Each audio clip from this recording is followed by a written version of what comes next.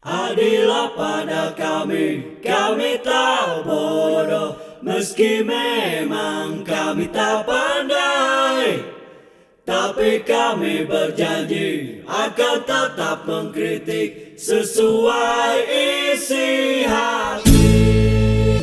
Hei penguasa, ini kami rakyat jelata. Engkau ada untuk siapa?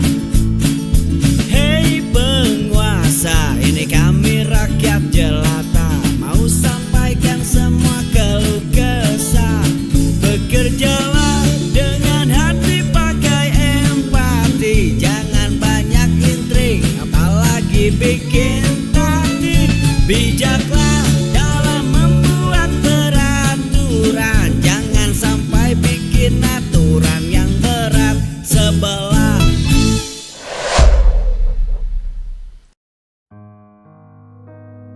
Pemberontakan dimulai. M. Rizal Rila. Jokowi adalah penyandera, penjajah, dan penjahat. Hampir semua menteri dan aparat berada di bawah kendali dirinya. Ia bukan sekedar seorang presiden, tetapi bos mafia. Cara kerja mafia digunakan untuk menundukkan lawan dan kawan politiknya. Jokowi bukan profil negarawan, tetapi penipu, pembohong, dan dajjal munafikun. Sekelas Prabowo, mantan Danjen Kopassus dan Pangkostrat, mati kutu seperti kerbau dicocok hidungnya. Setelah jadi presiden, kabinetnya diatur-atur, dipanggil ke Solo untuk menghadap, menutup mata atas cacian dan hinaan anaknya. Pura-pura tak peduli Fufafa, Bahlil menjadi Bahlul, mewanti-wanti agar tidak berurusan dengan Raja Jawa. Bahlil seperti menggambarkan Jokowi itu demit atau genderuwo yang menakutkan.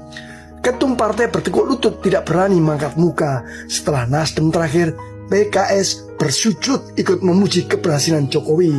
Jangan tanya PAN, PKB atau P3, Golkar jauh lebih dulu. PDI yang menciptakan monster Jokowi setelah dikhianati juga tidak berdaya untuk melawan. Mengecam sebentar kemudian berbasa-basi menghindar untuk berurusan serius. Ketua DPR Puan Maharani dalam cengkeraman sekurangnya tersandera. Pasca lengser dari jabatan presiden 20 Oktober lalu, jaringan laba-labanya tetap dibuat dan dipasang. Masih berusaha untuk menguasai semua. Lucu, menteri-menteri Prabowo masih sowan dan minta nasihat ke Solo. Bismillahirrahmanirrahim. Assalamualaikum warahmatullahi wabarakatuh. Waalaikumsalam warahmatullahi wabarakatuh. Ini ada tulisan menarik Pak Rizal dari ermol.id. Oh, ini iya. judulnya Jokowi seperti Don Vito Corleone, Godfather katanya. Ini menarik menurut saya untuk didiskusikan sore hari ini sambil ngabuburit. Tapi tentu Pak Rizal pun sudah menulis banyak sekali tentang Pak Jokowi. Salah satunya adalah Petruk Dadi Ratu ya. Tapi kita coba bahas dulu yang ini ya, dari Ermol Jumat 21 Maret kemarin. Presiden Joko Widodo masih pegang peran penting, layaknya karakter dalam film The Godfather. Demikian dikatakan pakar telematika Roy Suryo dalam keterangan tertulisnya yang dikutip Jumat kemarin. Jokowi seperti Don Vito Corleone yang kemudian mewariskan kekuasaan kepada putranya. Roy juga mengibaratkan Jokowi sebagai tokoh pewayangan yakni Petruk. Dalam kesenian tradisional Jawa ada tokoh wayang bernama Petruk. Nah, Petruk ini pernah menjadi raja di Indonesia dan itu ada ceritanya sendiri. Roy menjelaskan mengenai lebih lanjut tentang karakter Petruk yang dalam pewayangan pernah menjadi raja dengan gelar Prabu Kantong Bolong. Gelar itu merujuk pada seseorang yang mengklaim memiliki kenyataan besar namun pada akhirnya jatuh oleh rakyatnya sendiri. Petruk pernah jadi raja dengan nama Prabu Kantong Bolong yang pernah bilang di kantong kanan saya ada 11.000 triliun, di kantong kiri saya juga ada 11.000 triliun, tapi karena kantongnya bolong akhirnya jatuh juga. Nah, ini pandangan Roy Suryo yang juga seringkali bersama-sama dengan Pak Rizal Fadila ya dalam berbagai forum. Bagaimana nih pendapat Pak Rizal mengenai tulisan dari pendapat dari Roy? Saya sepakat Kang Epul dengan tulisan Pak Roy, Dr. Roy ini, ya, Suryo ini.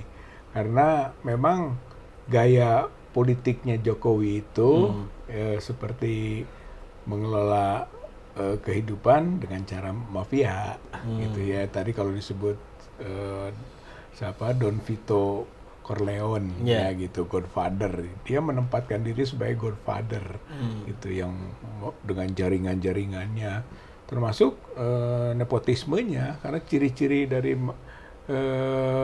mafianya Corleone ini, keluarga gitu. Jadi dia punya anak-anak yang juga nanti menjadi penerus gitu ya, seperti yang persis lah ya gitu. Corleone itu ininya penampilannya apa seperti Pak Jokowi yang apa Ndeso apa gitu? Sebenarnya enggak juga. Enggak. Dia mah rada necis lah. Oke. Marlon Brando. Itu Don Vito de Corleone itu kan diperankan oleh Marlon Brando lah, kurang lebih begitu lah. Iya, Sebagai cuman ya dingin wajahnya gitu ya. Jadi kalau dari sisi itu mungkin ada hal yang sama. Ada kemiripan. Ada kemiripan. Dingin. Ya dingin ya kejam kan gitu. Menghabisi lawan-lawan bisnisnya, lawan-lawan politiknya gitu kan. Tega lah dia gitu kan.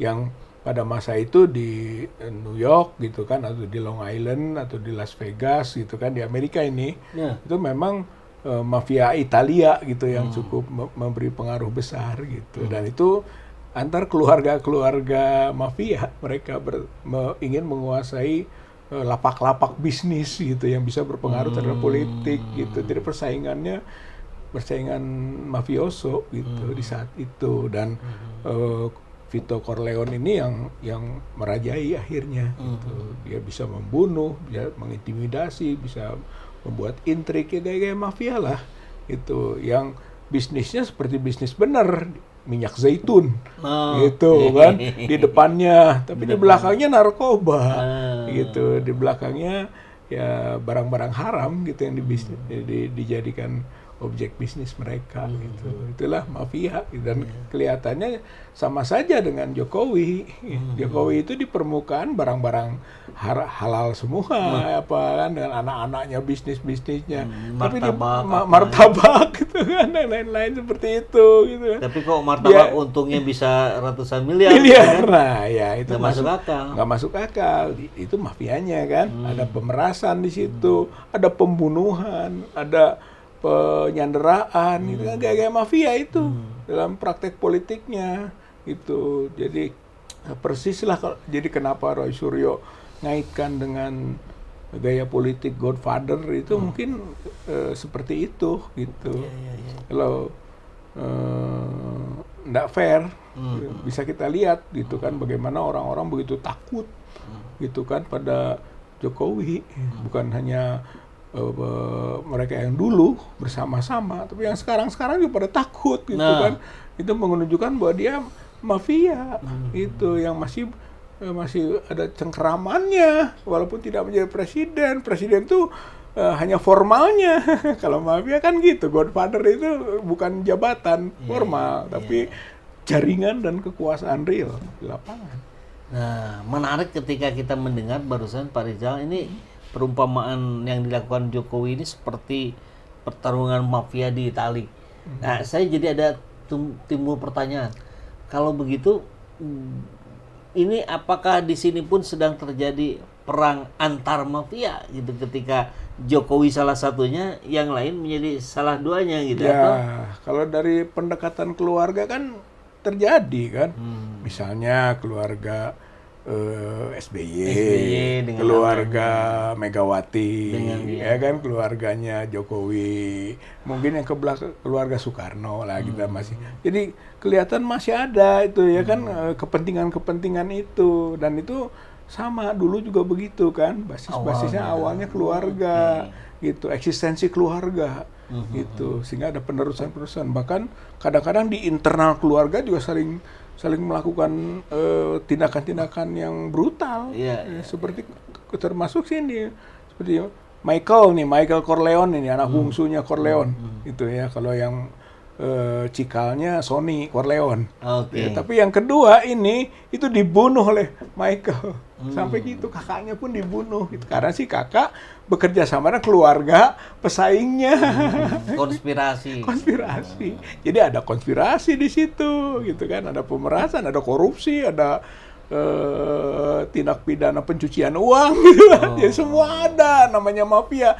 Ya, negara Indonesia ini kalau disebut oleh para mahasiswa Indonesia gelap, ya gelap karena memang dikelola dengan gaya mafia, gitu. Dan di dalam ruang-ruang gelap lah terjadi transaksi-transaksi ilegal, transaksi haram dan sebagainya ya. Iya, di ruang gelap tidak ketahuan. Tidak pernah dia diterang-terang. Karena hukum juga yang biasanya menerangi ikut gelap. Masuk dalam program penggelapan. Gitu. Itu. Jadi sangat bagus sekali para mahasiswa itu menyebut Indonesia gelap. Gitu kan. Itu cukup membaca kehidupan ke depan dan sekarang gitu. Kalau awalnya kita melihat ini biasa-biasa saja kondisi begini. Enggak, kata mahasiswa gelap. Benar juga. Makanya kemarin waktu demo di Jakarta gitu kan dipukuli para mahasiswa itu dalam keadaan gelap. Oke.